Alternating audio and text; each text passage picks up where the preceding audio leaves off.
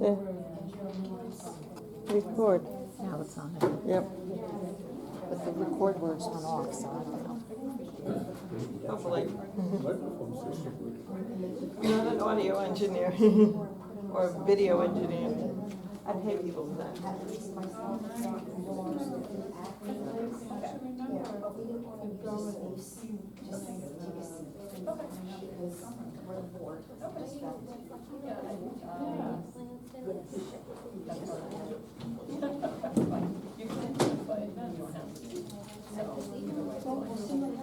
Just make sure it's on now. Can you see me here? That means not pause, right? Yeah, you see the timer on the top, counting it I can out. see my eyes.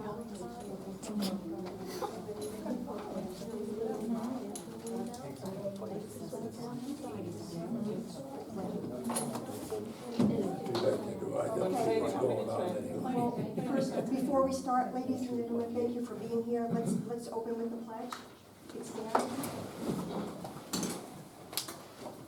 I pledge allegiance to the flag of the United States of America and to the republic for which it stands, one nation, under God, indivisible, with liberty and justice for all. We're still waiting on a couple of committee members. I just wanted to introduce our new planner, Bonnie Franson. Hello. Bonnie's assistant, Sam. Okay, and as we had said in earlier messages that went out, we'll be meeting once a month, the third Thursday of every month at 6:30. It's open to the public. You're welcome to come in, sit, listen. If you can't make it, we're recording all the meetings. You can find them on our YouTube channel. So I'm going to turn it over to Bonnie at this point. Maybe we can start with an introduction. Well, I want you to go over the housekeeping rules a little bit, is that the conversation takes place here. Audience gets to listen and not participate during the conversation. After the meeting's adjourned, if you want to talk to one of the members, you have a concern or something, of course, this is an open forum for that. But during the actual discussion, it's going to remain at this table, just so everybody's clear on that. Yeah, we do in the agenda, we left a little bit of room if there's time to take comment from the public after we've had a chance to go through the materials first and deal with our committee business, and then If there's time, if we can not, do that. you know, Village Hall is open, you can call one of us, email us, your messages will get relayed, so you will be heard one way or another. Yes. Okay. Sure, so hopefully we have a couple more members showing up. But why don't we start with introductions? So I am Bonnie Franson. I am the partner of Nelson Pope and Voorhees. I've been planning in the area for some time. Back when the hurricanes hit the village, I actually worked on a FEMA grant that involved the purchase of those 18 properties. So I was here all the time at Village Hall.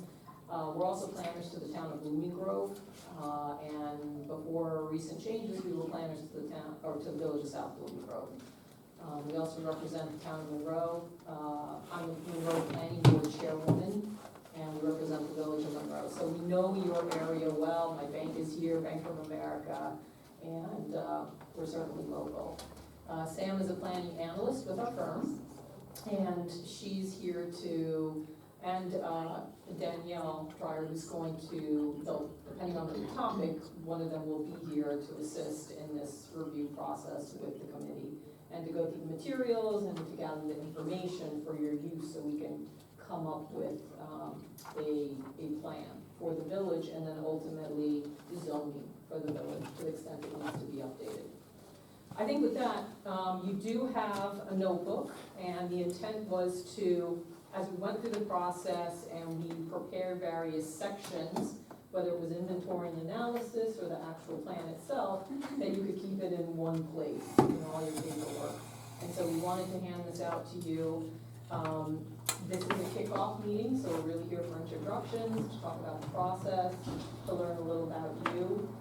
We do have much of the materials that was collected under the previous group that started the process.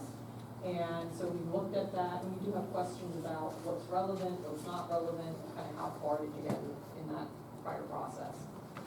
With that, why don't we just go around the table, and if you would introduce yourself, and indicate if you're a resident, business person, if you're on a board, just a little bit about you and your history with Washingtonville.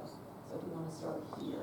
My name is Jennifer, and I'm new to Washingtonville. I moved here back in October, so I'm a resident who just wants to be part of the community, and it's growing, and would just like to have a play that part of it. Thank you. Frank Budakowski, I am a resident, 20 years. Served in the town of Little League, zoning board. Got on the comprehensive plan, the guidance property. Are you now on the ZBA, or? Yes. Okay. Great, thank you. Excuse me, Bonnie, could they just speak up a little? Well, It's maybe hard for pass people the to hear. mic, Sure, we can as pass they're the mic down. introducing, because I don't, can you guys hear in the back? We're all down there. No, they they can't can't hear Mic, you. and then we'll make sure to pass around this one. Yeah. It's on, the Thank green, you. I think indicates it's on, yes. Is that, Just tap it, it should work, yeah, you're good. that's So, my turn. it is. My name is Stephen Soley. I've been here for 18 years, and I'm kind of semi-retired from the work that I've done and been in the construction field for 48 years. So I'm familiar working with architects, specifications, planning. I also do investigative work for the Attorney General's office in the state of New York for fraud against government projects. And I just wanted to devote time to the village, and I'm seeing a lot of changes going on, so I just wanted to become part, if I could, to put an input. Sure, thank you. Sir? My name is George Lanzard. I've been in Washingtonville since '99. Recently retired from the city of New York, working for the government 49 years. Worked with Williamsburg, Bed-Stuy, Harlem, as part of the planning zone for them. Also involved in emergency housing. So now that I have the time, I definitely want to contribute to keeping our village as quaint and simple as possible, and not let what I see going further down the road. I don't want that to happen here. Okay, thank you. Thank you. My name is Carol McCann. I'm the owner of Hudson Heritage Realty right here on Main Street in Washingtonville. I've been in the town of Blooming Grove since 1980. I am a member of the Salisbury Mills Fire Department. I am a past member and EMT, volunteer EMT for the Blooming Grove Volunteer Ambulance Corps, and past chair of their board. I am on the board of directors of the Blooming Grove Chamber of Commerce, and a past president of that board as well. And I think that's me. Well, that's excellent.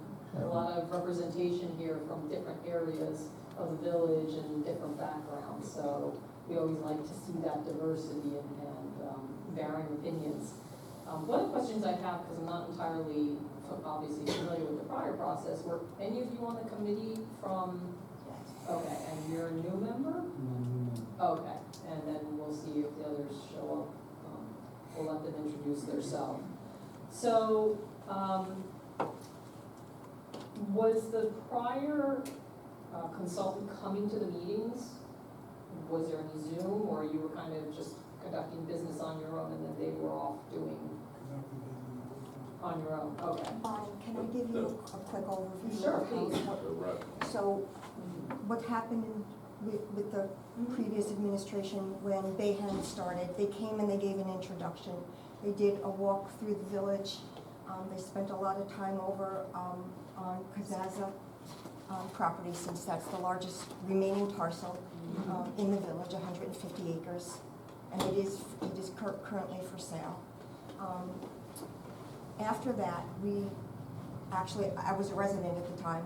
We were put into groups. We had 4 or 5 groups. 5 we started with that ended up turning to 4. We started with about 30 members on the committee.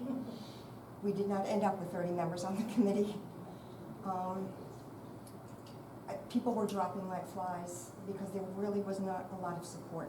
So we were actually running the meetings ourselves. Oh, okay. Yeah, the planners did not come to those work meetings. Okay. What they did was come periodically after we would do our work for at least a month, maybe a month and a half, and they would review the works that we did in our group, and then there was maybe a PowerPoint presentation.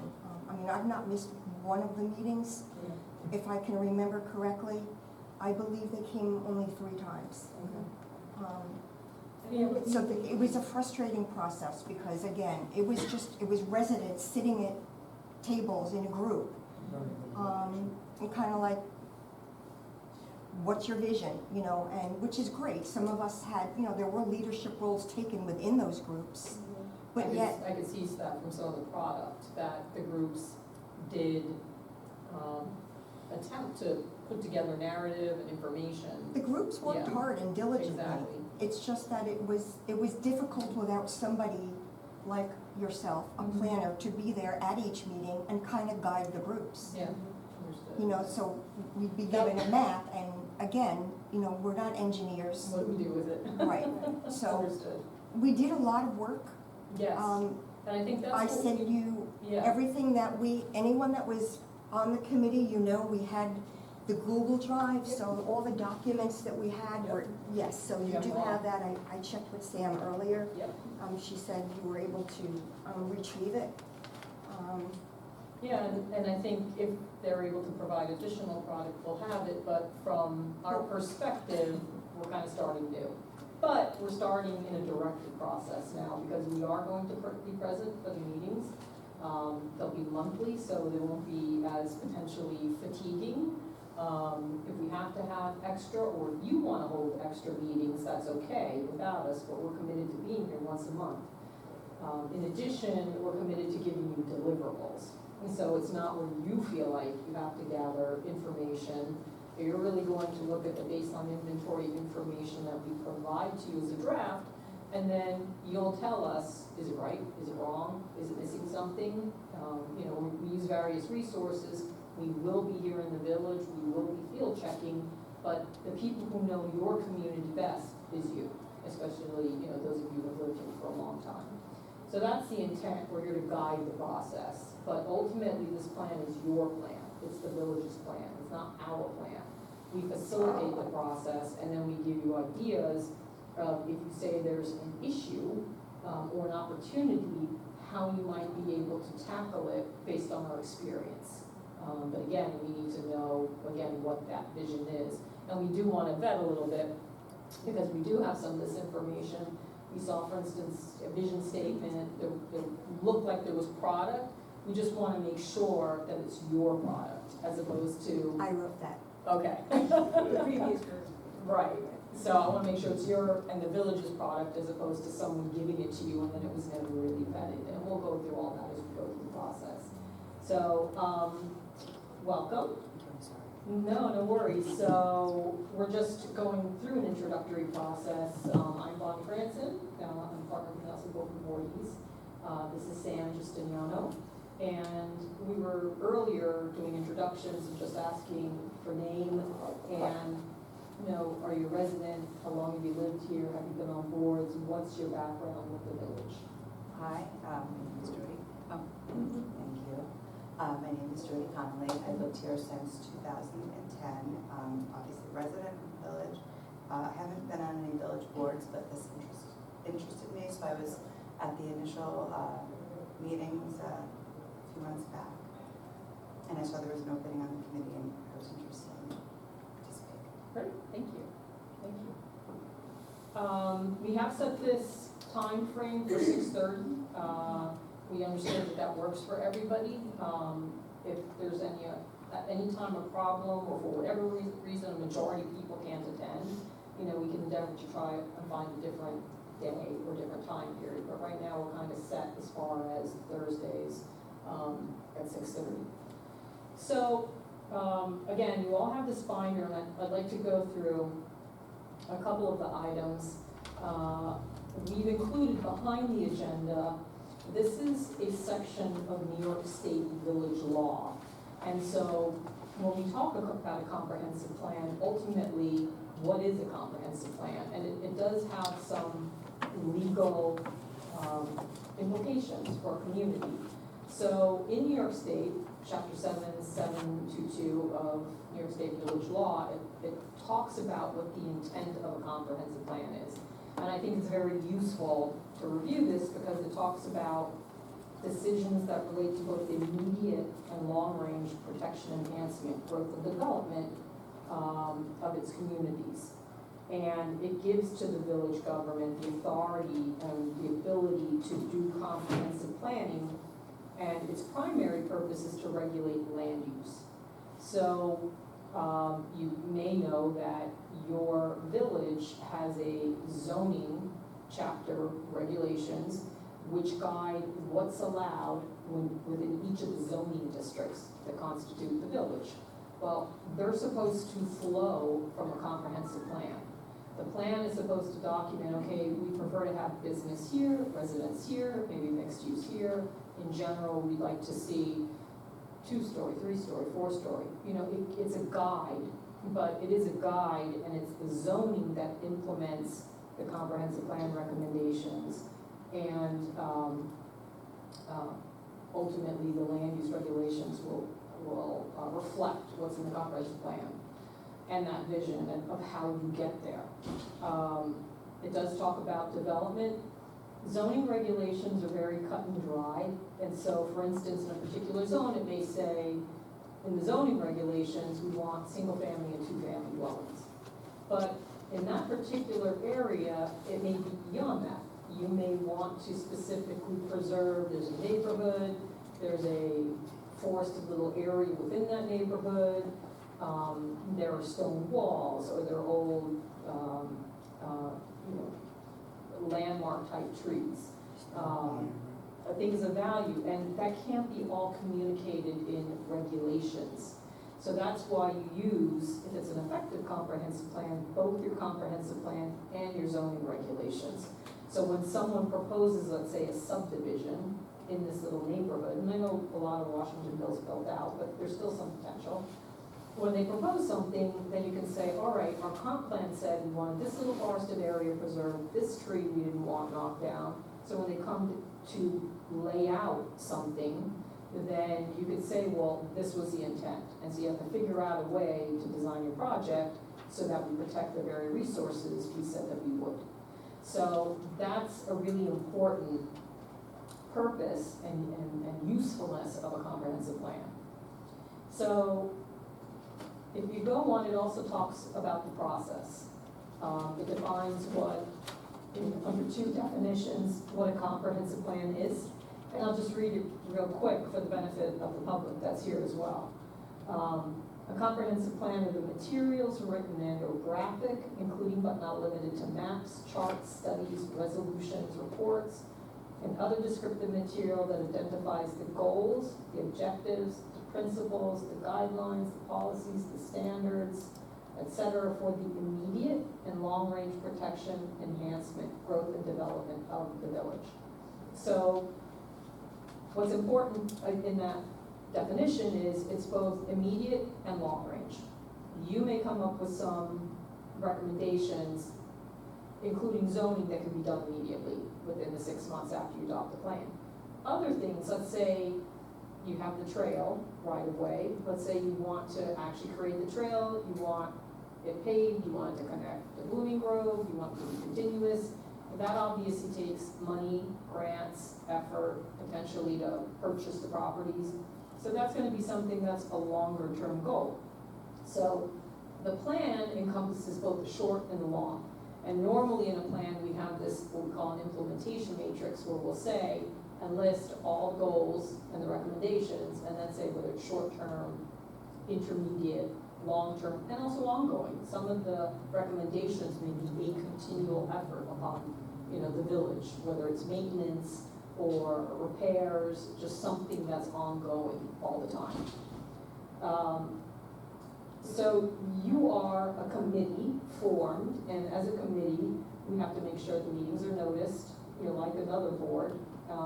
Sam is going to take notes of, of the meeting. And ultimately, you will be responsible for preparing and recommending this document to the village board. This is your document, you recommend it, you're responsible for having a couple of public work sessions, public meetings to get public input that's required. It will go to the village board with your recommendations, and ultimately, they adopt it.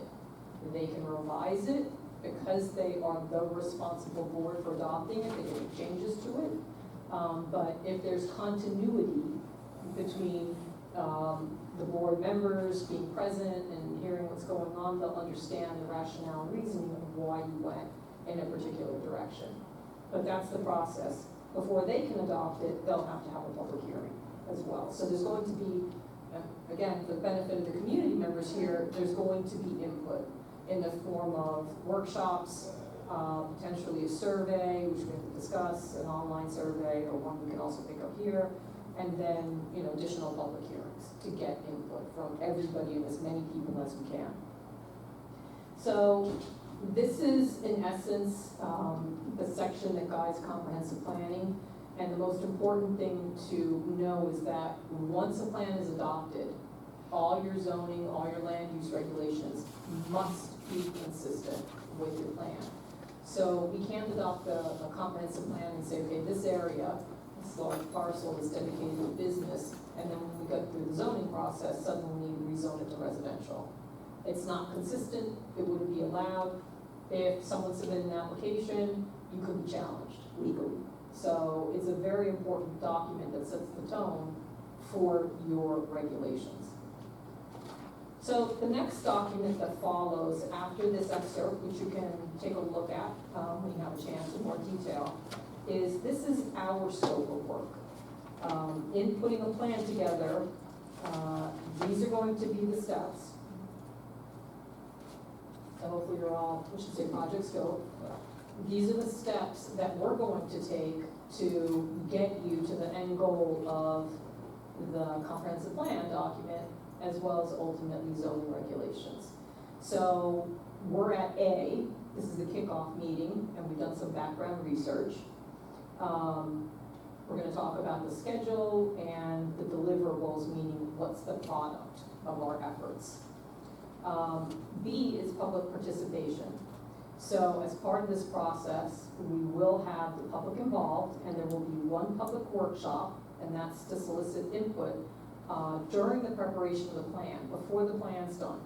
We don't want to go to the public and say, well, your ideas, how do you want to react? Instead, we want to hear your comments, hear your ideas, get your sense of what the issues are in the village, what are opportunities to then guide you in terms of where you think the plan should go. We're proposing an online survey, and then there'll be a public presentation and discussion of the draft that you prepare before it goes off to the village board. So the first step of the planning process is to define, well, where are we now? And it's a snapshot of the village as it exists today, because you have to know what the village is today before you can go plan the future for the village. And the sections that follow are the areas where we're going to provide you information, both in terms of mapping and in terms of narrative and text. Which I saw that you had maps done by the prior consultant, but sometimes you get something and it doesn't necessarily mean anything to you. So you could see a wetland, but what's the implications? If it's a state or if it's a National Army Corps wetland, well, what does that mean? Because there are implications to development, and you should understand those if you don't. So this is, again, part of the educational process. So we're gonna go through demographics, and we have a draft section on demographics, just to get a sense of a snapshot of the village as it is today in terms of your population, your households, your income levels, etc. You will then get into land use and zoning, and that will actually be detailed as far as how much land area is there, how is the land being used, what is vacant, and that's not publicly owned, that's potentially developable, and how does it relate to the actual existing zoning? Does the zoning match well the pattern, or are there mismatches that might need to be addressed? Housing, we will give you an inventory of existing housing, what the diversity is, how many units there are, whether it's seasonal, whether it's year-round, and information on whether it's rental or owner-occupied. So, and from the census information, we'll also try and get information from local realtors, Association of Realtors, what the values look like today, and get a sense of, again, affordability, who needs housing, has it become affordable, or is it still an affordable community? Environmental and recreational resources, we'll cover all those topics: topography, surface water, groundwater, floodplains, wetlands, water quality classifications. Of course, because of the flooding you had, obviously that has implications for this particular village of where you can and can't construct, where it's not a good idea, or where there's drainage problems, so we go through that. Then we'll talk about transportation and what are village roads, what are state roads, are there any traffic issues, are there any conditions that are unacceptable in terms of particular times of the day, or backups because there's a turning lane that would be beneficial that doesn't exist, etc. So we'll talk about transportation. Community facilities and services, and this is where we are hoping we might get assistance from some of you committee members, would be to do little interviews with various agencies and governmental functions here in the village. And so if someone feels comfortable, it would be to go to the fire department, for example, and talk to them about their manpower, their equipment, their facilities, and specifically to ask them, what are your needs? Are your needs met now? If there were development of a certain kind, would it be a problem? Would they need to expand? And that's true of the schools, EMS, the DPW, village water and sewer. We want to understand what the capacities are to be able to accommodate more, to understand that as you go through the planning process. And then, of course, if there's any need for additional expansions, then there's a cost implication, which we should all understand. And then lastly, but certainly not least important, is historic and scenic resources, especially because that often makes you particularly unique. Washingtonville has its own unique history, its own unique sense of place, its own community character, and we want to define that and talk about, what are the options in terms of, if this group believes it's necessary, to protect those resources. So once we do that, we will have what we call baseline conditions report, and that will be made available to the public so they can review it and they can understand the existing conditions within the village and what the village is confronted with today. Once we do that, we start to assess and get into what is the vision and the goals and objectives. So we will have determined, okay, well, this is the baseline. Where do we want to go from here? What are our challenges? And how do we achieve the village vision? So that is when we really get into drafting the plan, because the plan has to express all that. And we'll develop a draft comprehensive plan. And a typical plan we've outlined on page 9 of this scope is you have an introduction and you talk about the process to make sure that we're meeting the process as required by village law. It'll have the baseline conditions, synopsis, the vision, goals, and objectives. There'll be a conceptual land use plan. So I know that with the prior consultant, there was some potential for new zoning districts or calling them new districts. We create what I like to call a blobby plan. It'll say generally, in this area, we're going to allow this type of land uses, and in this area, these type of land uses. But we leave it blobby because when you get to zoning, now you're starting to put lines on the map. And you want to have some flexibility to say, okay, well, maybe we shouldn't include this parcel, it should be in this other zone. So we like to call it conceptual. But it will guide, ultimately, any zoning process that follows. Throughout and sprinkled, as I mentioned previously, will be the public participation process. So once you're all done and recommending your comp plan to the village board, we start during that process, starting to draft zoning amendments. Because we really wanna do this in an efficient way. And if we know where we're headed with these conceptual land use areas and these goals and objectives, we will start putting a regulatory framework to achieve that. And something in New York State that we have to do as part of the process is everything subject to the New York State Environmental Quality Review Act. When we prepare a document, when it's adopted by the board, specifically comprehensive plans and zoning, they're subject to environmental review. And we'll do that process with the village board, but that will be a process. We'll have a hearing with the village board, there may be more, depends on what kind of consensus, has been achieved. And then finally, the board will adopt the comprehensive plan and the amendments to the zoning. So, are there any questions in terms of process or an understanding? Was this kind of explained to you, or did you have a sense of it? That's great. Okay. You don't have to have a template of a previous comprehensive plan. We have many comprehensive plans we can provide you links to that we've worked on. So right now, we drafted one for Early. Right. We finished one in the town of Poughkeepsie. Yeah, just to give an idea of Yeah. what. What these what sections these- look what like. Sure, what a Yeah, town hall. comprehensive, Yep. a completed Sure. plan would look like. Yeah, we have How it's Hilburn, worded. yeah, Hilburn's a village one, we have the town of Carmel. We'll probably give you a couple village ones, just because I think in terms of scope and scale, they're comparable. We're working on Suffolk, but there's nothing there yet. Monroe's was just updated, Village of Monroe, it's a draft, but I can give you examples, you can kind of peruse them. A lot of them are on the web, so it's just easy to give you the links, and then you can take a look at them.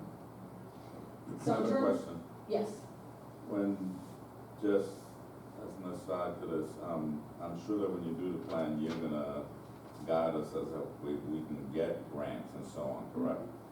so the beauty of a comprehensive plan, and in fact, I know when we talked to the village, there's a process in New York State, it's the CFA funding, consolidated funding. And you can get grants for both the comprehensive plan and you can get grants for the zoning. And so this is going to be, as far as the schedule is concerned, to get from the comprehensive plan to the zoning, about a 12-month process. So there's an opportunity, not necessarily for the front end of the comprehensive plan, but maybe toward the back end and the zoning to get reimbursed. So we want them to look at a particular funding that's available from New York State Department of State that may be able to help with the funding, number one. That's for direct funding of this effort. The beauty of the comp plan is that once you have it in place, you can then go for other funding. So if you say, we have these plans for affordable housing, or we have these plans for a wastewater treatment upgrade, or we have these plans that we need a new park. You can then say, when you go for various funding from this grant process, our comprehensive plan supports this effort. And that really gives a community a leg up to know that they thought about it, it's been planned. Also, you may recommend a park, but you still may need to, let's say, put together plans for what will be in the park or recreational facilities. So grants can also fund the study and then the construction. But we first have to know what it is that you want as improvements or as changes. Anything else you can think of? You took, let's say, Street A, runs 5 miles, and you wanna say that that area is considered historic. What do you need to do that? So one of the things we do, and I did see that it was done with a fire consultant, is we do year built. We will take pictures. We will see what we can get as far as information on what we would consider your local landmarks. So I know Sam has started a process of creating a section on historic resources, and the map is here. So there's a certain number of resources that right now have been determined to either be listed or eligible for listing on the National Register of Historic Places. So, and we have that map for you. That really doesn't do much for you. You can be on the National or the State Register of Historic Places, and the building can be demolished tomorrow. The only time it really comes into play is when there's an environmental review, and then during the environmental review, you consider the impacts on that resource. But if someone just wants to demolish something and then put up another house, they're not necessarily gonna go to any board. So there's never gonna be that opportunity. So the best way to protect your resources is to designate them as local landmarks and actually have a board that has to review a application, let's say for demolition, or an application to alter a historic building before they actually do it. It's a stopgap. And many of the Monroe has that, town of Monroe, we built it in. And in that instance, we made the planning board the historic preservation board so that we wouldn't create multiple boards that it's difficult to populate.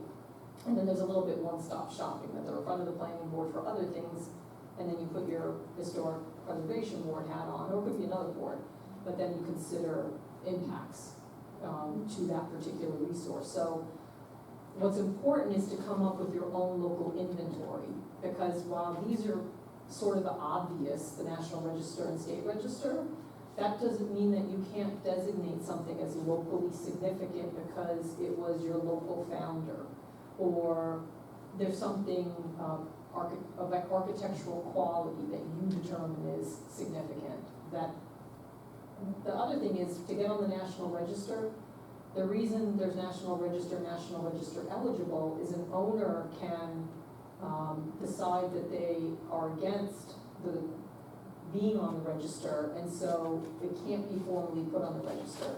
Having said that, in parallel with the National Register, there's actually a State Register of Historic Places. The state doesn't have that limitation. They don't really care whether the owner does or doesn't want to be listed. So something can be National Register eligible, but actually on the New York State Register of Historic Places. And as we go through that section, we'll talk about what, from the national and state perspective, they consider of historic importance. And then we will, and I know that they did have a handout, how you have to develop your own local landmark designations in law. So we will, I think, as a group, come up with buildings that we think are important.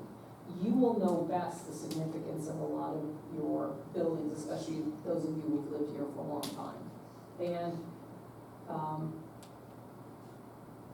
we'll gather that together, and to the extent we can get someone to research it,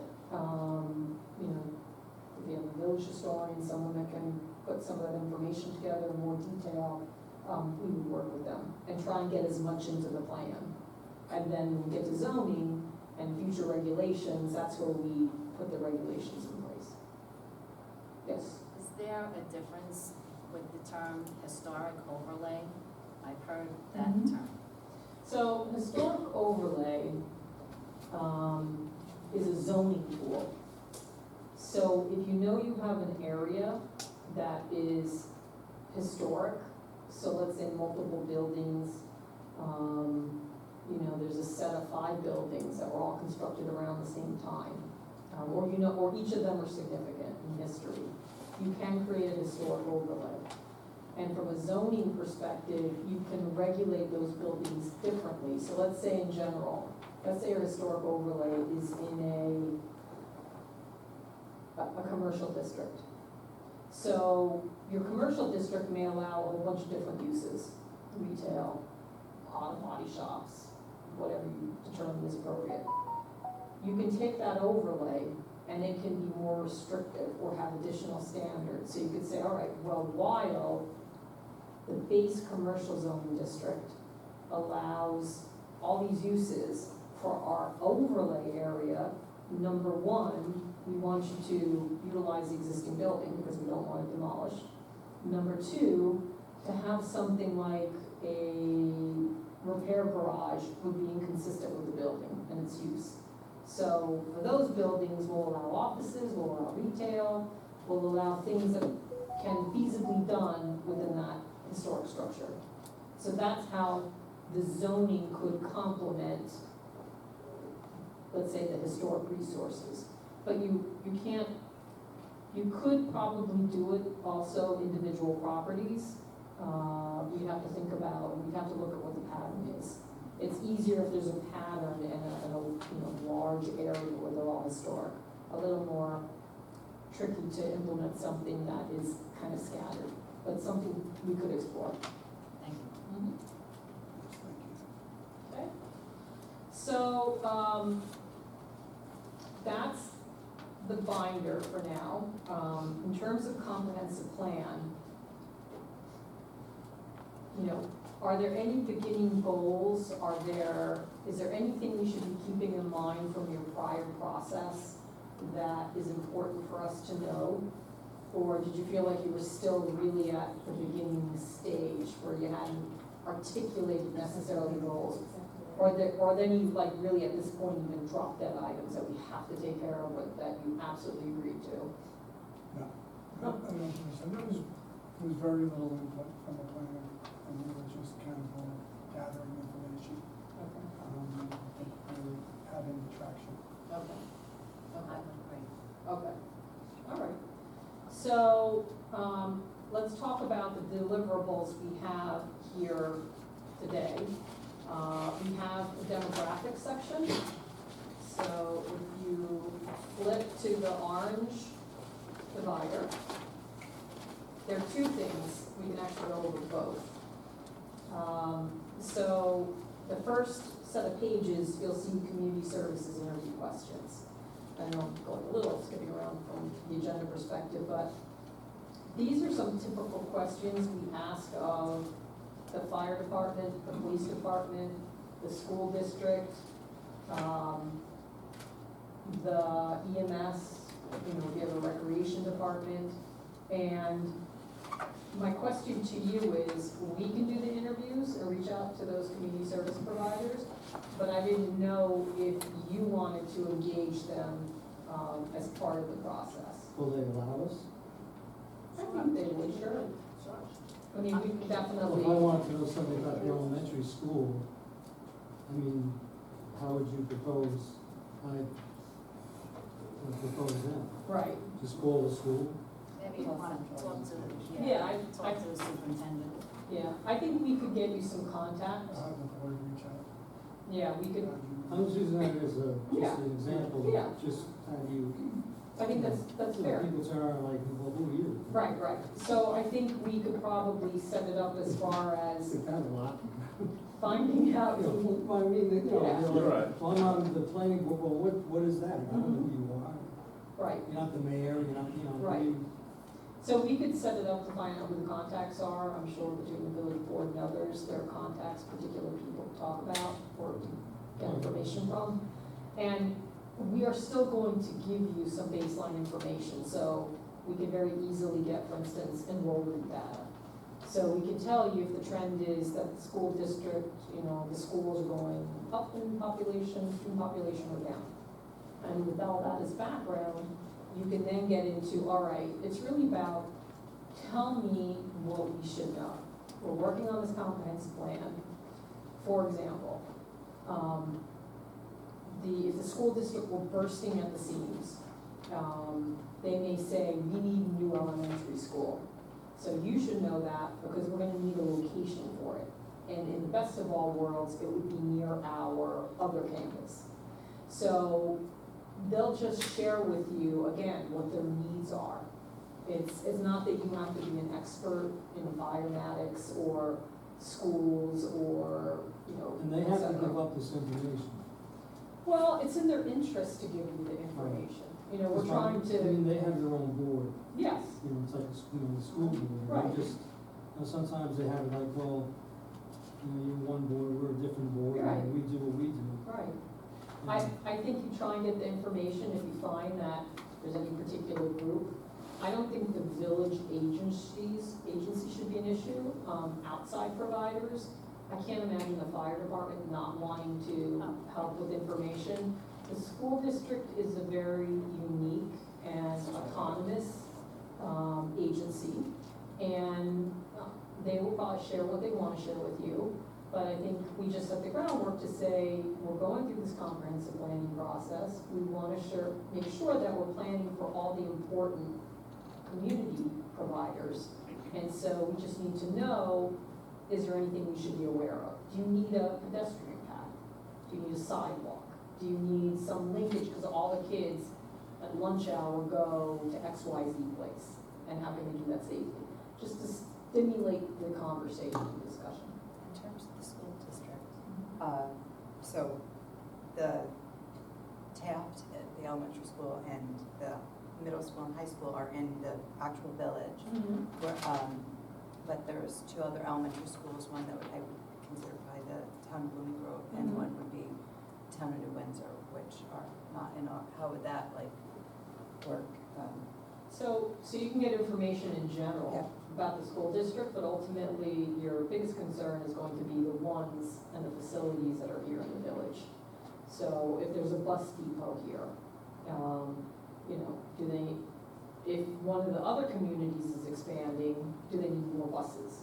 If the bus depot is in the village, you know, things like that. It's really about what are the implications of these service providers and their needs on your village. And can we plan for it? And maybe it's more like, you know, this is a totally different scenario, but Ridgewood, New Jersey, Ridgewood Hospital needed to expand. They had already started buying a whole bunch of houses because they knew they were gonna be expanding. And they really ultimately, there was some expansion in Ridgewood, but then they had to go completely to a different location in Oradell because what they needed to do was just not gonna be feasible within that village. So it's the same concept here. And there may not really be a lot of needs because you're fairly developed. I think you have a fairly stable population. But it's still good to touch base with them because that's what you do as part of a comprehensive planning process. Well, South Blooming Grove, you know, they surround us. So that to me is an issue because we're not gonna have any jurisdiction on what they do. So there's a map that we have, if you flip back to the green, Yes, I see and I where, think yours. Yeah, mine are different. Yeah, so you guys have your colors. Oh, okay. Your sections are the same, but your colors are switched. Because I'm looking at it, I'm like, the town of I Blooming saw you Grove struggling. kind of Yeah, so. surrounds us. Right, it's the town of Blooming Grove. So, you know, the first map is just a base map, and as you go through the process, you think about things, you know, we want you to write little notes down, et cetera. The second map is the map that actually shows the relationship of the village of Washingtonville to the town of Blooming Grove, and then you see where the village of South Blooming Grove is. So obviously, you know, for you to get to Washingtonville, many of you are coming from the south on 208. We all know that we're getting stuck behind a new light at a particular intersection. And, you know, we also know that when you come into the village, you sometimes have some issues with your light because of the tightness of the intersection. So, so from a regional perspective, you know, you're part of a larger area and it will have implications for you. But ultimately, you're planning for your village. And we need to understand the trends outside the village, but you control the village and that's what we plan for. Come back to your comment earlier about, you know, flooding in the area. How much does that impact on what we do with them? Can you say an area shouldn't be built on because it's flooding? Yeah, so, many zoning codes will not allow development within the 100-year floodplain. That it'll essentially, you don't want to take all land use or do taking of property, in essence, not allow it to do anything.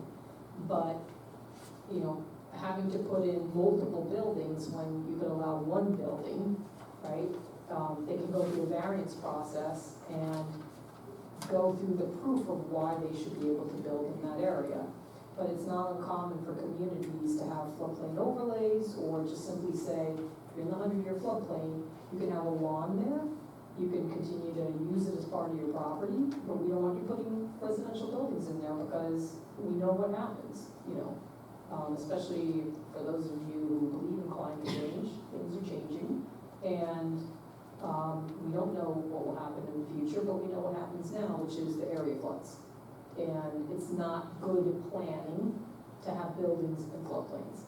You can't necessarily change what's there now, but then you can limit what happens there in the future, because it's kind of bad practice to do that. Any other questions? So, we don't have to decide this evening who's gonna do community service interviews, but if you do want to reach out to any of the providers, let us know. I have one question. One of the big issues in here came out when the recent board meeting was lack of communication. No fiber, poor service, dot. Is that going to be included in one of this? I think it should be addressed. I think you should understand, is it cell service? Everybody's going to 5G, that has implications for cell towers. Do you prefer not to have towers and instead have a more small cell type of system? What's here now? What do you need in the future? We can't necessarily control, but we need to know that it's an issue. And then, We have to provide access to those companies. Right, and stuff. right, and communicate with them and say, hey, what's the plan? Will we be getting, I know in the village, I think we're just getting fiber optic in some places in Monroe. So, and you're a little more off the beaten path, so I could understand why some of it's not here. And why, in fact, by relying more on telecommunication towers to provide that service, like Verizon, et cetera, for some of your data needs. Yeah, well, and if you have dropped locations, if you don't have coverage, because a lot of people now rely on that for emergency service systems. So we can certainly get into that as part of utilities. I will be glad to speak to fire and EMS. Okay. Actually, both, the chief is the same person for both those entities right now. That'd be great. It's yours. I'd speak to the schools. The schools? I Okay. think you're the ex-superintendent, and he has a good connection with the people there now. Okay. And we're happy to talk offline about, if you wanna bounce off, okay, what should I talk to them about, how should I prompt it, but as I said, What there's information some, we want to get back to. yeah, there's some questions we have here, because there's some basic information. And part of the gathering process, when I talked about the environmental review process, that's kind of the baseline. Well, in an environmental review process, you look at the existing conditions, then we're gonna look at the impacts if you adopt the comprehensive plan, the zoning. Does that mean more development, less development, different development? And then we have to determine if there's anything that needs to be mitigated. And so the information that we gather for the baseline is the input also for the environmental review process. So that's why we like to go into detail, because we're kind of achieving and meeting two objectives by gathering the data. So the next handout we have is demographics, and that follows that community service provider interview question section. And this is just to give you, again, some baseline statistics on where the village of Washingtonville is right now. And so if you look at that, and we call it chapter X because we haven't put the document together yet, so we haven't named the chapters. But if you look at that table X1, we do a comparison of state, county, town, village population changes. So if you look at the town, they've had growth from 2010 to 2020, about 800 or so people. Now, the town of Blooming Grove statistics will include the two villages. So we would have to separate out, and we'd have to look at South Blooming Grove to understand if in fact it's the town of Blooming Grove unincorporated area that has population growth compared to the village itself of South Blooming Grove, because we know there's been growth there. But the village of Washingtonville, you can see, from 2010 to 2020, you actually had a decrease, a slight decrease. That's not something that's unique to Washingtonville. We have the aging of the baby boomers. I myself am the tail end of it. And with the aging of the baby boomers, you have this shrinkage in the household size because kids have gone off to other places. You know, it's just like a cyclical thing. And then as houses turn over, as new households come in, then you'll see probably a different type of demographic for 2030 if that starts to happen. If you obviously introduce a whole, set of new housing developments, then you would likely see the population go up. But you've been fairly steady since 2000. You actually went up from 2000 to 2010, but then went down from 2010 to 2020. Overall, if we look back since 1990, you have about a 15% increase. So this is a pretty stable little village. Next item is just persons per square mile. What's the typical number of persons per square mile? That gives you a sense of, again, how many people, what's the density of people in a community. And obviously, because you're so small, you have a 2.54 square mile area, your density is about 2,000 or so people per square mile, compared to the town of Blooming Grove, which is 500. And I think that's obvious when you look at the town of Blooming Grove. You're a little village, you're compact, you have a lot of housing here, and that's just natural. If you look at ethnicity in table X3, I would point to the one particular statistic that probably is the most dramatic change is what they call white alone, this is census data, went from 70% to 58% because those of Hispanic origin went from 18 to 26%. So you're seeing some diversifying of your community, and I'm sure as you're walking around and you look at who's in the housing units, et cetera, you may see this trend. In terms of age, it's interesting because in terms of the statistics, because I said one of the trends is aging of the baby boom population, but your average and median age went down. We see often in many of our communities the average age of a person going up. And here you went down, so we kind of have to look, and that means we have to delve a little more into this concept of, what's happening in the village, because that suggests you have more younger population here in families. So you might start to see that trend of turnover. Like the houses around me, 3 or 4 elderly people move down south and they There you go. young families and kids. Right. And recent housing market, Right. no, that's a big change. Well, I think what happens, if you're a more elderly person and you decide you're gonna retire and locate elsewhere, yes, it's the turnover. Yes, and this really happened during COVID. A lot of people who were even on the cusp of retiring, who just happened to have saved a lot, and they may have been 58, 59, kids were maybe just out of school going to college, they left.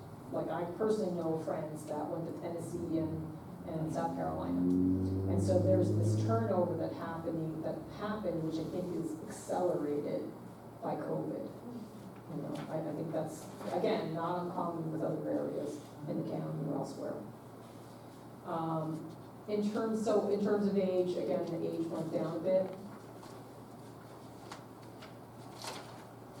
And X4 household populations, you have a total of about 2,064 housing units in the entire village. And of those, 69.1% are family households, meaning the families, maybe a husband, a wife, children. It's considered from the census definition as a family. You have about 52.4% of those married couples, and then 28.3% of those are households with children under the age of 18. And then about 72.5% of all households contain 3 people or less, though. So that almost suggests 2 people in a household. It could be both couples, it could be empty nesters, it could be also divorcees with a child that are still living in place. probably more the, I suspect, empty nesters. And your average household size is 2.78 persons. So again, just statistics for your information about who you're planning for when you plan for the Village of Washingtonville. In terms of educational attainment, you have a fairly high level of educational attainment. 25% of the population received a high school diploma only. Only 6% never graduate from high school. And 36% have a bachelor's, a grad, or a professional degree, and 33% with some college. So that's kind of the educational attainment level for the village. Then we get into income, and the mean income increased fairly significantly from about 82,000, the mean income, 82,969 to $104,485. And so, that's probably wage increases, inflation. It's kind of natural that all wages go up, and that's a reflection.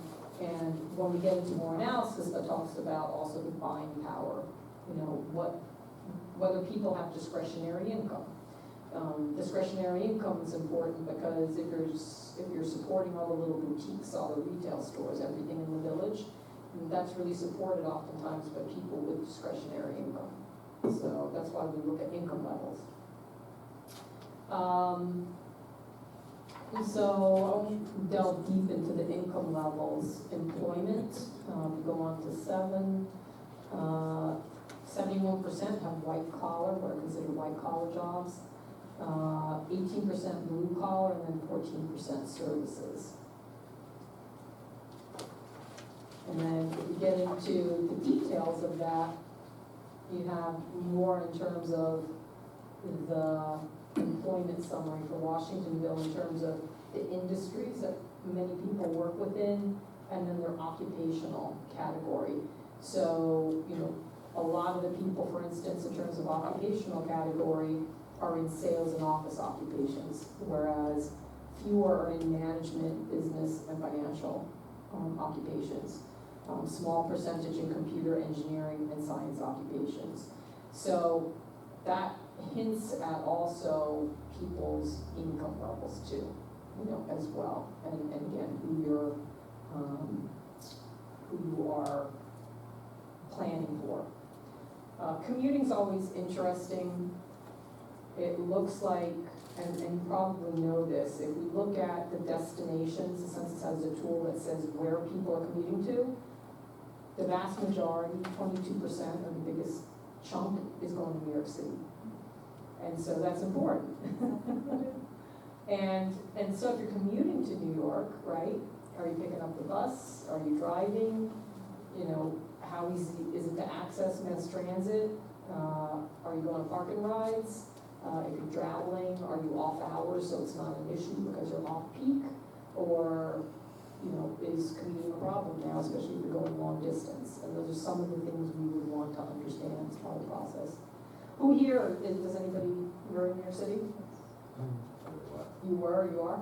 I'm down there 2-3 times a week. Yeah, and you? Worked and I officiate there sometimes. Yeah. Trying to stay more up here now. Right. Well, I think historically in Orange County, Washingtonville has been known as a veteran community for New York City, police, fire. 6 boroughs. Yeah. The 6 boroughs. So that's not surprising. I don't know if it's still the case. To an extent it was, but I know myself being in Orange County knew that. You're very well protected if you're in Washingtonville. And then, interestingly, 7.4% actually commute to Washingtonville. So you have a fair amount of people who are both living and working in Washingtonville, local business owners, and that's a good thing. And there's some other percentages, but really I think what's obviously dominant is New York City. And so all of the locations are really scattered, 57% do commute all over the place, but New York City clearly is a real concentration. Means of transportation, not surprising, 72% of you do drive by car, truck, and you drove alone.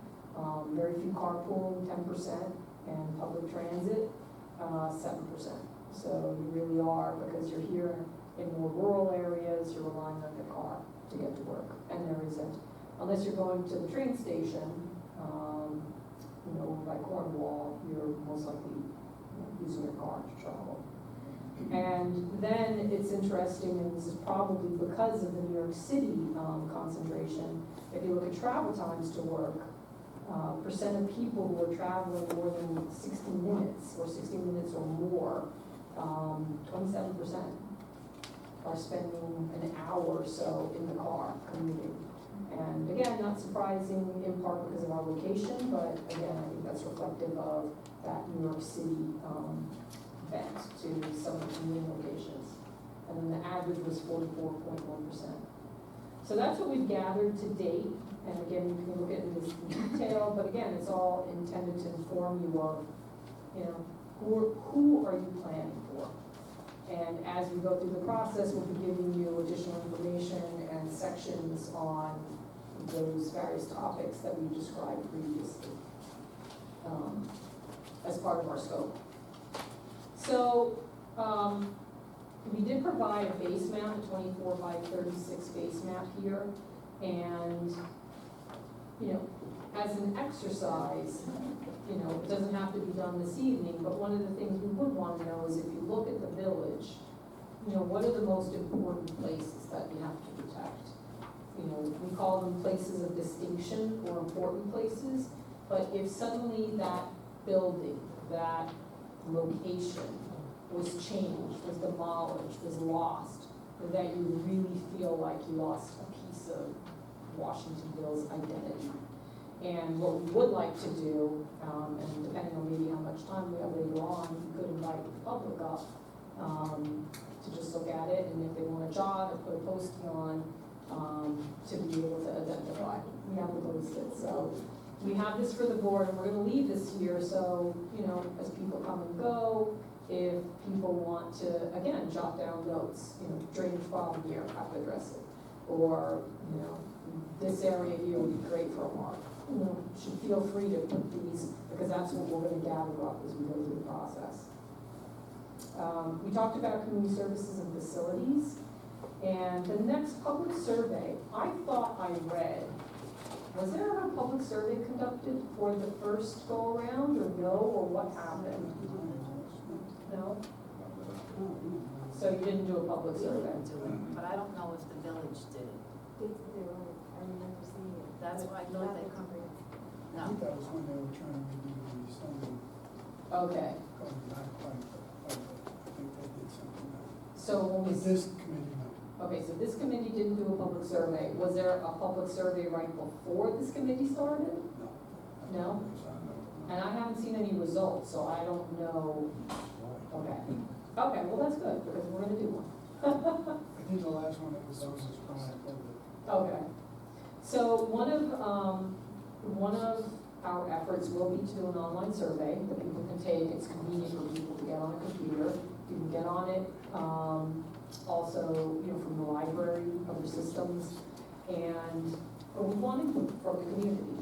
And so we have to define when we'll do it and what kind of questions we'd like to ask. And we will give you examples of surveys that we've administered so that you can say, all right, well, this would be a good question to ask our community. Or you can come up with an entirely different question that you think is appropriate for Washingtonville. And, we can do mapping exercises. So there'll be a link, we can link a question to a map where someone can do a pinpoint and say, all right, this is a place I want to preserve, or this is a historic building. So we have that ability to do that. So we're just letting you know our capabilities as we think about questions we may want to ask. Yeah, we did start looking at historic. I know there was a map for year structure built in a map. I saw that. And that's something you can get. So we're in the process of getting Orange County real property data. And some of the information that's available is year structure built that came from the building permit information of just records. So we have that as well, and we will map it by property in the GIS system, so we have exact property. And then that will become the basis of, all right, if we wanna know where all pre-1900 buildings are, take a picture, and then explore, all right, well, what's significant, or has it been changed at all so dramatically that, you know, maybe it's not so special anymore. Doesn't define our community, you know. Exactly, does define our community, is it worthy preservation? We will get into how will this be publicized, what's the best way to get the word out in Washingtonville. I know in Carmel, they have that code red system, so, you know, they would send emails or text messages that say, hey, take a survey, and here's the link. We can send postcards out, so we will have to talk to the village board in terms of cost and how they best feel, you know, we can get the word out. Just submitted or sent around postcards for Hurley, for their online survey. Piermont. Again, we can do a survey in one of two ways. One would be to get initial information, so, some questions have been asked, would you favor additional single family, 2-family, 3-family, 4-family, multi-family, in this location, or in general, if it's the right location. We've asked if you want to allow additional businesses, what kind of businesses would you like? And then give them a list, and then leave open questions for people to insert their own answers. If we get that input before we have the public work session, we can then have stations where we said, okay, from the initial survey, this is what people wanna see, what do you think? And then have that interaction with the public. In other communities, we've done it after the comp plan went out, and where we weren't sure about the recommendation, so we wanted additional input, and we did it through the survey process. I would say more typically, our surveys have been done earlier than later to get the ideas early on in addition to work sessions. So if you agree, we would start that process and dedicate one of these meetings to it earlier. And when I say you can meet off, you know, offline, we'll be here in a month, but if you then decide, okay, we need to tackle this survey, we'll give you our information, get you in a direction, but you may want to separately get into even more detail, and then, you know, we would implement it. So we create the survey online, we administer it, we collect the data, and then we give you the results. So you Can can. I stop you there? Yes. If we meet separately, Mhm. to you guys, is there a format that we need to follow? We can come up with one, you know, give you a topic, give you some, give you a topic, give you some, parameters in terms of what you want to tackle, your outcomes, essentially. Because we don't want you just to talk and then feel like you're not sure what the end goal is, so we'll give you that too, if you want to meet separately. Typical forum meeting? I would suggest it, yeah, I would suggest it, only because then it's representative of the entire group, if, you know, if we come to a conclusion.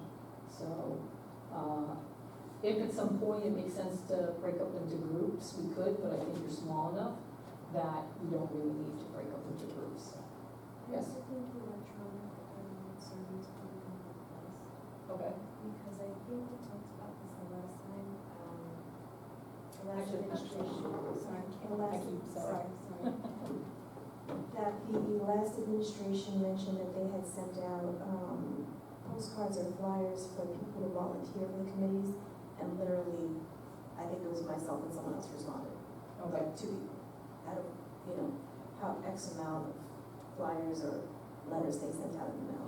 Okay. So I'm thinking the electronic version is probably best. Okay.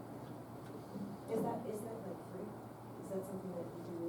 Well, you have the system in which they can notify, town residents or village residents.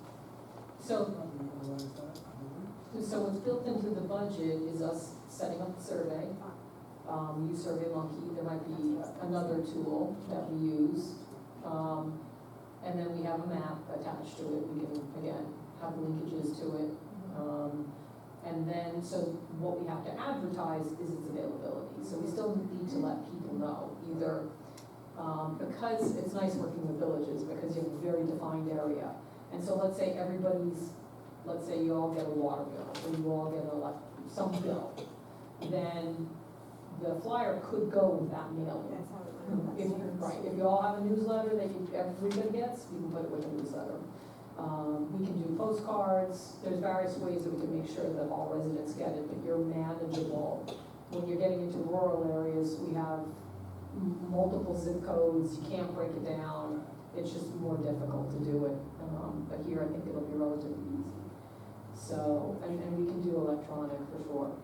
You know, so we have a very large population of seniors in our senior housing, many of whom may not have the capacity to be able to do electronic.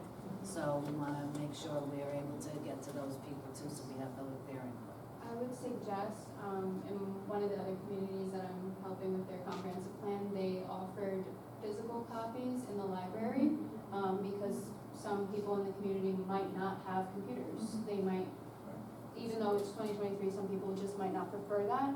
So having that physical copy as an option, but not your primary source of communication, might be a good thing for you guys to input. Well, we typically do it at either a library or a village clerk, because then it's gathered by that, one group, and we pick them up, and then we enter the data into the online, so all of that is tabulated along with the online version. So I think, what we'll do is we do the design work, we do the flyers, we can do the posts. It can be posted certainly on the website, the link, the people, if they're visiting the website, they have access. Can we put it on a Facebook page, village Facebook page? So that's a question we often ask, and again, we'll talk to the village board as well. If you want your own, in Poughkeepsie, they have their own comprehensive plan Facebook page for informational purposes. Someone has to be a gatekeeper, and you always want to make sure that people aren't being nasty and are being respectful, etc. The alternative is just for announcements, to do announcements via a village, a Washingtonville Facebook page. So, again, it doesn't mean that we can't do a separate comprehensive plan Facebook page, but then just someone needs to manage it and keep an eye on it. And I really just meant the announcement. Okay. Yeah, I think just having the announcement on the village Okay. Facebook page would be good, or the survey, we can link on the village Facebook page. Any other questions about surveys? I just have these two guys here took care of a couple of things on the community services. If it's okay with everyone, I wouldn't mind taking the balance, which is the police and recreation. Okay. If anyone has any objection. Pardon me? I'll help you with that. All right, okay. Okay. I would fill the entire. Okay. I'm gonna take that little communication for you. Okay, so recreation and Yeah, this way communication. they're all covered. Okay, perfect. We still have wastewater in that. No, but it tends to be more, engineering related and talking about DOD and, tertiary treatment, and so we'll just handle that. Okay. I wouldn't mind taking that one. Yeah, okay.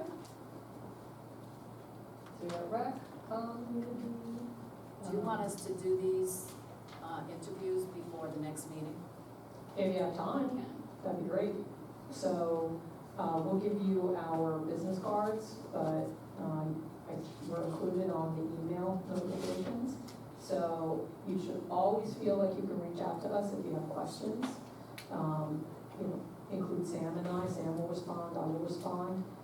We're not here just at the meetings, we're involved throughout the process. So if you have questions, if you think of something, we're on it. So again, feel free to contact us or call us, whatever works. In terms of the first public workshop, what we typically do is we would have that maybe about kind of when we have enough baseline information to then go out to the community, because then we can post maps up, And we'll come up with the questions, that we would like to ask them. And the format we like to use is, if you think that this works, is it's informal. We don't do a presentation where we're sitting here presenting to everybody. We actually have stations around the room, and we'll man it, we'll populate it. And it might say, here's the vision statement. Do you agree with this? And we'll say, these are the words in the vision statement. Do you like these words, or you think it's not appropriate, or it should be refined or revised? So someone would be at that station just to talk about what is the vision for Washingtonville. Then there might be another area in Monroe. What we did is we had some maps of neighborhoods, and people could go to their neighborhood and say, all right, there's a fire hydrant that doesn't work, or they could say anything. It doesn't matter, because comp plans are not just about zoning and land use, they're also about helping inform the village board of where there might be problems. And so we just gather the information. Some of it we use for the comp plan, some of it's just useful. And so we do that at various stations, and then we collect all the data and we do a summary of what that is. That is, again, part of your input into then where you want to go with goals and recommendations. The Casaza property, I think, was one in particular that got focused on because of the fact it's the obvious, big, undeveloped, what are we gonna do with this property? How is it gonna affect the future of the village, because it's such a big parcel?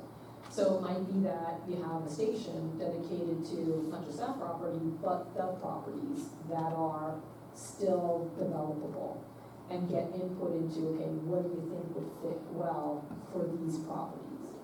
And talk about, again, a vision. What do you think would be great use for this property? How would you really love to see it used? And then all that we sift through to come up with recommendations for what seems appropriate.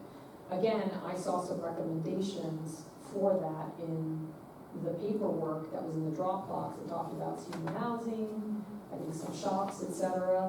So we'll want to vet with you whether in fact that was your vision or that was a recommendation coming from the consultants. I believe that came from just a specific offset in a whole, we broke it to 4 separate groups. Oh, okay. So that came from that one specifically. Okay, so that wasn't a consensus of the group. No, Okay. I felt like they kind of I don't feel like they recommended much. They were kind of just taking in what we were saying, but there was no like real.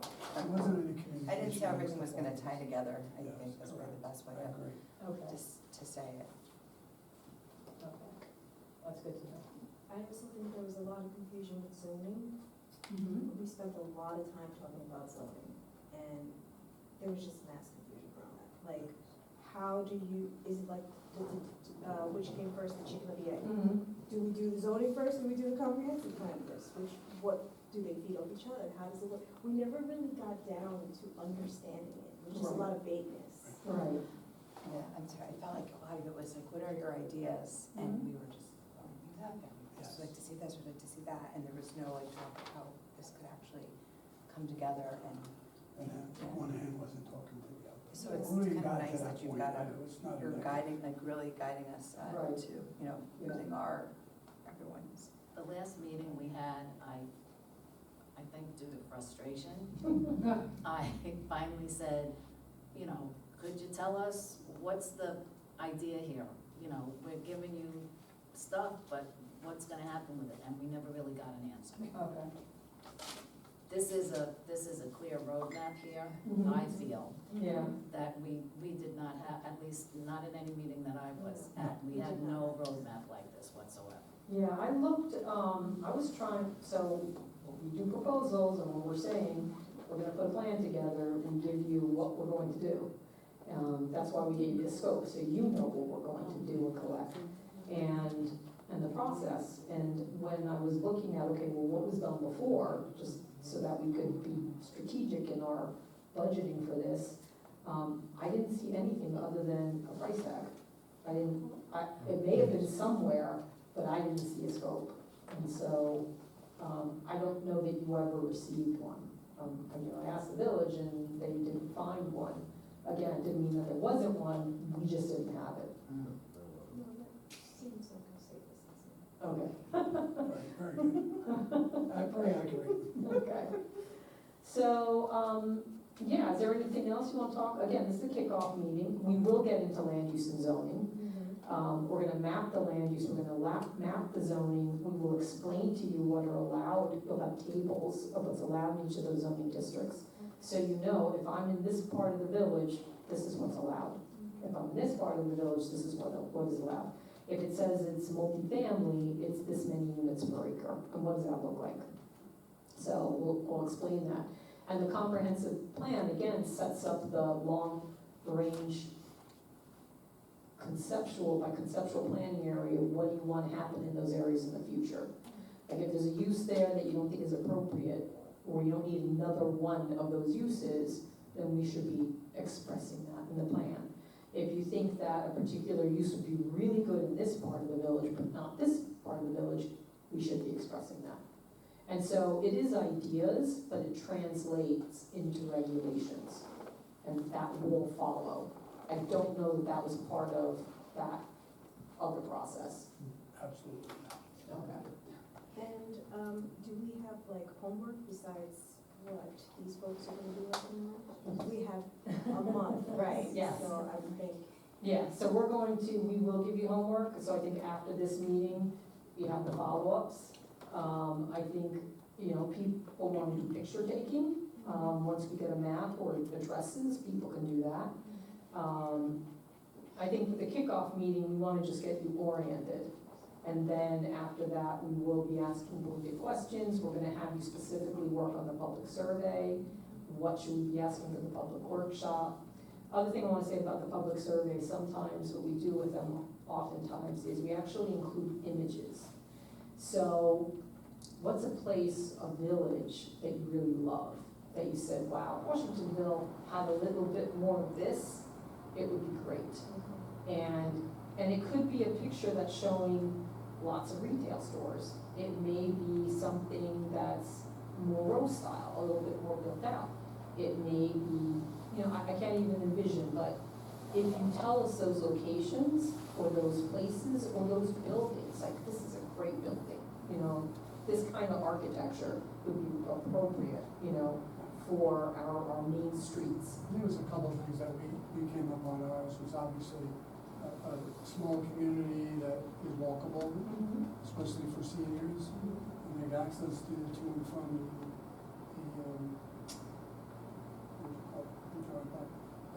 the elderly place that, would make it, easy for them to get into the village to, visit our local stores and our, Right. local businesses. Senior housing. Yeah, senior housing, thank you.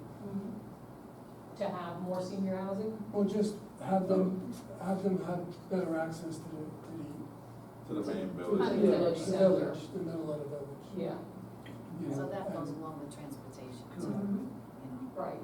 But we did talk about adding some senior housing if possible, Correct. recreation. Something else that's important that you guys have to decide for the survey, Bonnie mentioned it, is whether you guys want a mapping aspect or if you don't. So when we talk about a mapping aspect, we mean that when you're on that survey, it's gonna have a map just like this, and somebody can click on it, Say, I want this. put a point, and then right under that say, this intersection needs a stop sign, or something like that, and we can take all of that data and then put it into a map like this. So it's a matter of if you want that, or if you don't. We've had surveys where we don't have that, and we just look for, like, text, essentially. But we have other ones where we've done that. But knowing that before we set up the survey determines which, thing we use. Right. Makes sense. Just my opinion, Platform. I think that's something to involve the rest of the community in, that would be terrific. The more we know about what everybody wants, there's What they 6 of need. us here, Yeah. I think that's phenomenal.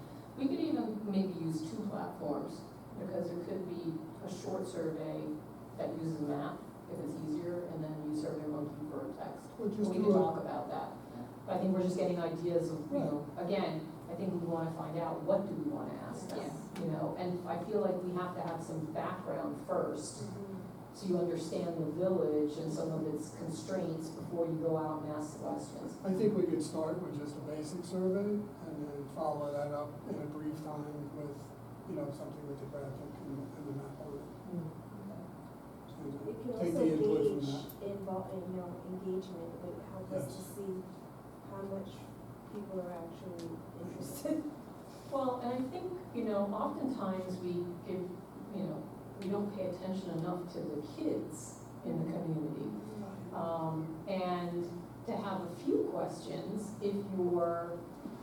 I know that it could go all over the place perhaps, but maybe to ask some pointed questions of if you're under the age of 18, what would you like to do? What would you like to have in Washingtonville?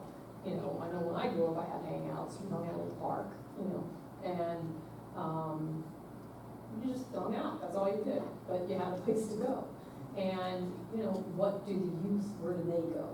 Do they need something? Is there an activity that they want? Is there a recreational facility that they all do that you don't have? And it's true for seniors, same pointed questions, from different age groups. And actually, the youth was a big topic of conversation during our last meeting.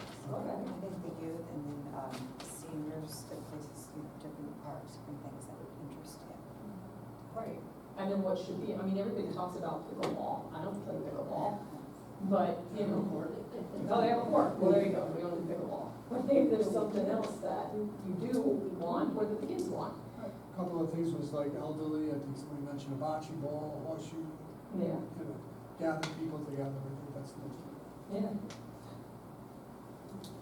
It might be even a little interesting exercise to see if we could get a couple of high school kids to come up with their own survey, to ask the high school kids, and just get input from them in that way. We'll see, maybe we talk to the schools, see what they think about it. Good idea. Yeah, because then, you're just getting more insight, because they're part of the community too, obviously. Or reaching out to some of the community groups. And the community groups. That's part of the process too, that if you think Chamber of Commerce, if you think there's particular groups that we should reach out to, maybe it's churches, social organizations, is there a group that's particularly active, a senior citizens group, that we should, talk to? Well, you know what, in the chamber, we actually have a committee that's specifically set for all of our different organizations. So, we can take a look at that and see if there is something that we need to reach out to them. How do we help the small businesses get more active? That's a huge thing. That's what makes a small community better. And there's something about the vets, I'm a vet, so I wouldn't mind looking into something like that. Okay. Are you with the VFW? No, Is My- there's my a need for time there is- is, yeah. yeah, I know this one down the street. I Yeah, I just, thought so. Doesn't it have like a needle on it? Mm-hmm. Yeah. I remember that. So we have somebody from each of the different, like Kiwanis, the VFW, all the different organizations. We have somebody from each of those on this committee within the chamber. Okay. So it's easy to access all of them. Okay, and I suppose the chamber meets at regular Yeah. meetings, so we could, okay, so you could be a conduit too for figuring out Sure. what day and maybe getting input from them. Absolutely. Any other organizations? So it sounds like the vets are folded into, there's representation in the chamber. We have Kiwanis. I'm just trying to think off the top of my head. It's late in the day. Yeah. Lions. There's a Lions There Club, there's is a Knights of Lions, Columbus. thank you, yep. Yep, Knights of Columbus. Yes. Rotary. Catholic Daughters. Trying to think of what else. I'll add to that list along the way. Okay, that sounds good. Again, we'll be doing communication, so. So, anything else you want to cover? Again, we want to have a super long meeting, I think we can open it to the public if you're amenable to that. And, yeah, please. We have we have some parks and green spaces, just like uses, that's, I think, important. Keep it clean. Yeah.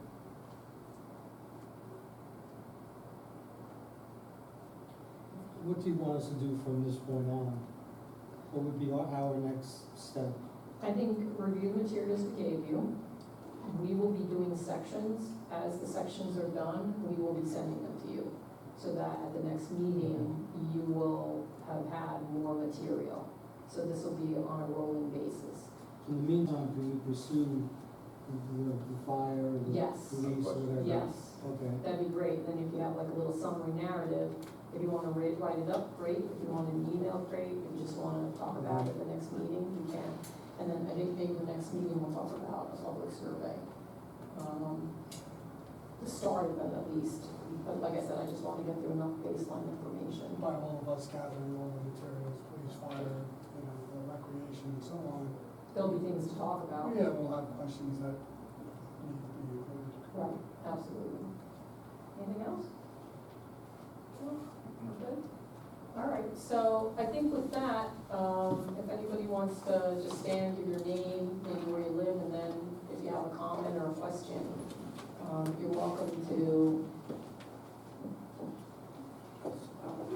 ask questions about the process or about anything you want to talk about.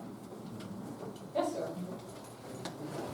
You can, I'll break it to you, sir. I think my voice is loud enough. Yeah. My grandchildren tell me it is. Right here, anyway. Okay, just your name, address, so I can. Yeah, Bill Hurley, 128 Lewis Court. Okay. I have just 3 items. On the churches, I think it's important we touch base with the leadership at each church because there are 3 of them at least that own significant land. Okay. And they may have plans for building or something like that or not. Okay. The other thing is regarding the population figures that dropped. Mm-hmm. We were devastated by Hurricane Irene. Mm-hmm. And for instance, in Brookside Acres across the street here, I think it was 47 homes were destroyed. So and between 2010 and 20, none of them were replaced. So that's a population decline, Yeah. but they are replacing them now.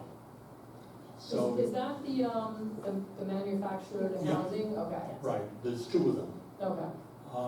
Somebody should touch base with them Okay. to determine if they're gonna continue their growth pattern. I know at Brookside Acres, in the last year, they put about 9 homes in. Okay.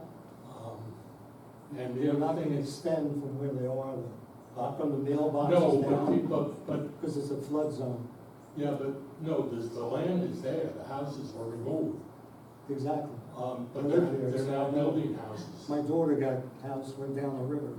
Yes, but what I'm saying is they're replacing the houses that were destroyed 10 Right, but years they're only ago. going up to the mailbox line. From there on, it's been Sure. designated a But our flood zone. census for 2010, 2020 dropped, No, that's because they good. weren't there. I mean, I know because I worked on the 18 purchases. And That alone the will census for also change. 2030 will show an increase because they're replacing those homes. So I just think you should touch base with them and see, even though land-wise they're not growing, population-wise they are. Thank you. Okay? And the third thing is, how will you catch climate change issues?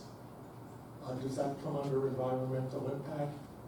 Or, It typically comes under environmental impact.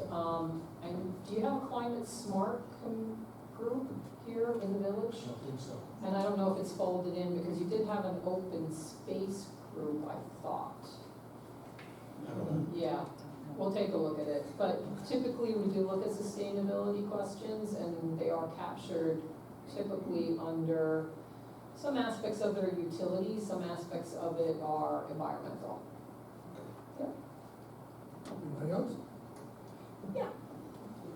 Pam Weisblau, living here since 1980. Formerly at the district nurse, actually, district nurse for this particular area. And I hope to age in place here, I hope. I'm so glad, I'm so pleased with this meeting, and I'm so glad to see it well organized and having that organized, thoughtful, goal-oriented approach. Did you mention green spaces? Yeah, I just. Yes. Because that's so important. To me, it's everything, everything. And as you get older, you'll learn to appreciate it more and more and more. So, free air to breathe, green spaces, please keep that in mind. And I just had a thought here. When you do put your plan together and you're looking at the map, are you also looking at those areas that already have a prospective plan in place? That is to say, plans are in the works. Right. So there's a build-out analysis that's typically done. We would look at what applications are in front of the board or what's been recently approved. Okay. Because we wanna know, are there another 30 housing units coming on board or 300 housing units? Exactly. Right, and then we look at that, but at the same time, if they're in process and they're not approved, the zoning may change and affect them. And so the comp plan kind of sets the tone for, all right, without thinking to some extent about those projects, what makes sense for those areas? Because then it may change the land use intent, and which may then be reflected in zoning changes, and some of those projects may downsize, they may not be allowed, they may be allowed, but that's all through this process. That's a thought that I had. I think you guys were pretty comprehensive. Nobody really addressed health issues, and we do have a number of professionals here in the community. But it's something that you might want to consider and keep in mind. So when you say health issues, or like consider medical needs? Yes. Okay. And safety issues. Air quality as well. Air quality, yes. Water, and our sewer and our water has gone up formidably in the past couple of years. And yes. Gone The up. cost. Oh, the cost, Yes, yeah. So please do keep that in mind, and a lot of the homes that have been here for a while, that infrastructure, is that correct? Infrastructure. It's aging, and it's in some disrepair, so. Yeah, thank you. Thank you, thanks. Anybody else? 2 cents? 3 cents? Yeah, I think it's good. Okay. All right, so with that, we're gonna be up here for a few minutes by the map. If you wanna come, if you wanna discuss anything, if you wanna, put a postie on and say, really would like you to look at this or consider that, we're here. And certainly the members, you have this one, if you wanna start writing or put posties, you don't have to. But if there's something you're thinking of and it's really place related, you can do that, and then we'll do the same if any of the group wants to come up and talk to us about anything. We're here to field some questions or comments, before we head out around 8:30. Yes, sir. It's for all of us really in the village. Being I worked for the city before, since the 70s. What the news never shows you, when you see people demonstrating, oh, we don't want this in our neighborhood, whatever it is, or whatever's done, what the news doesn't tell you is that they have had 4, 5, up to 6 meetings in the neighborhood to tell you what's gonna be done. And nobody shows, right? So now the proposal goes through. And I can tell you one place in the Bronx that I remember very well. Nobody showed, 6 meetings. Then the proposal went through, and what happened was a whole slew of commercial properties, goodbye, they're gone in a month. Now we're coming out to argue, we don't want, it's too late. Because everything was passed. And that's what I don't want to see happen here. Stay involved. You have to be involved with everything that happens, because believe me, what's going on around here, we can see it. And some of this happened because people weren't paying attention. You can't let that happen. We moved here for a reason, right? I definitely don't want to see a bunch of 6-story buildings. I left because of that. I don't want to see that. Okay, so I hope that we spread the word to other people. I definitely will where I live, and as someone that's in this board also lives down my street, but we have to get that word out to everybody, okay, because we're the ones, and that's all of us, because everything's got to be voted on here, okay, and if a special interest comes and they pull that vote in, then it's too late. Then all them protests, they're not gonna do anything because everything's passed. Okay, that's all I have to offer. Thank you for that. Well Yes, ma'am. said, Joe. And could Well I said. just say, when you send the surveys out, whether they're electronic or written, something in that message you just gave, could you please include that message? This is your community. The time to stand up and make your voice known is now. Yeah. Yes, yes, ma'am. Yes, so absolutely to And answer what's that. our name? Yes, so I'm Nancy Comerford, I live on Cartwheel Court. Okay. Yes, thanks. I'm Nancy Comerford, I live on Cartwheel Court, and I was recently nicely reappointed to the planning board, so I'm pleased to do that. To add to what the gentleman said, I love what you said, because having spent many years here for the planning board, to a very empty room, and people just do not know the process. So it's wonderful that so many people are coming here to be involved and to be aware. And so your message is great about spreading the word. A couple of things I'd also add is to keep in mind, well, yes, we have that big parcel out there, Piazza property. The things that people focus on are just very obvious, things that are not yet developed. And the church property, particularly the Episcopal Church down the street has a lot of property, and now that's for sale. But I think we also, and hopefully what will come out of this comprehensive plan is to bear in mind that just because you see the building, the property may not always stay the same. And so if we want that vision, a particular vision of the village, which you folks will be nicely working on, I think we have to remember to put those assumptions in writing. So we don't end up. And that's why I started to, maybe I didn't fully finish the thought when I was talking about, is there a place that you really like, that you want, obviously you really love Washingtonville, but something you want to evolve to. In our surveys, we sometimes put images in of different buildings, different heights, different styles, different scale. Because while people may not understand, all right, I don't like 8 units, to the acre, what does that mean? Or when they see an image of, let's say, townhouses that are 8 units to the acre, they may say, all right, that's horrible, or that's fine. We could envision that in our community. So sometimes people understand pictures sometimes more. That's excellent. Yeah. So that's why I say if there's developments, if there's projects, if there's things that you really like. A lot of people, for instance, they like Warwick Grove down in Warwick. If you know that, that's that newer senior housing project. It's neo-traditional design, it was architecturally designed, it's beautiful. Is that what you want to see? Or do you want to see something different? Because I think that speaks volumes. A couple of other things, and you just alluded to it also with greenways.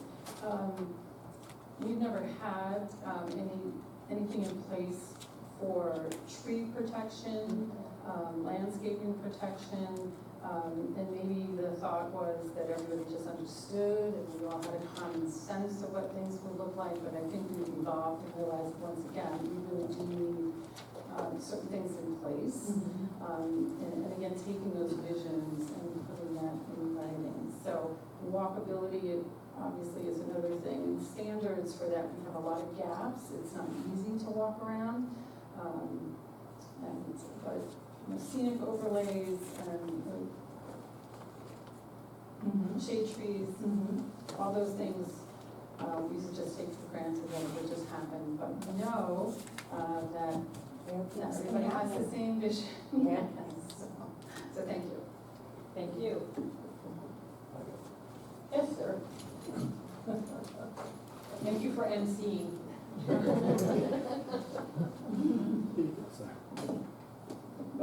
David Dunn, One Lincoln Drive.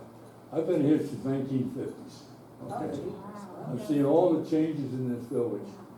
The other builder come in and put all these houses up with the idea we're gonna give you green land, green space. And then the village sold the green space because they didn't wanna maintain it. So, that don't make sense to me. You know, if you're gonna make it, if they're gonna make deals to do something, it should be followed through. I mean, Yeah, there It's are been a ways that big you can change. do that, even if it's sold, you put conservation easements, deed restrictions on it, that run to someone, so it still has to be maintained. but we was told the green areas is public property for everybody. Now it's Yeah, not, yeah. I can't go on that guy's property where he has, well, he bought the green area, that's his property, Oh, okay, okay? yep, And I think it's wrong, and they've done that in the past, you know. okay, We had a moratorium on building, but they let the builder build because he promised to build a well for him. He didn't care if he got water, but he built the well and he kept building.